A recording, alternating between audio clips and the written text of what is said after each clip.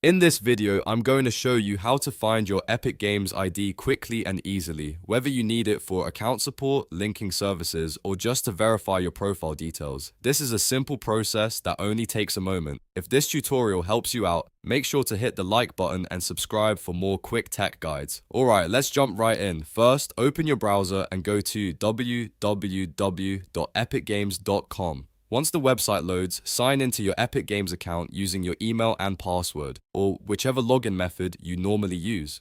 After you're signed in, look to the top right corner of the page and hover over your display name. A drop-down menu will appear with several options. From that menu, click on Account. This will take you to your account settings page, where you can manage your profile and see important account details. Now, on the account page, look for the Account Information section.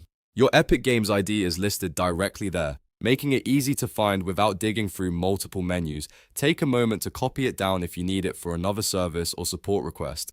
And that's it. You've now found your Epic Games ID in just a few simple steps. If this video helped, don't forget to give it a like, subscribe for more tutorials, and leave a comment if you want help with anything else. Thanks for watching, and I'll see you in the next one.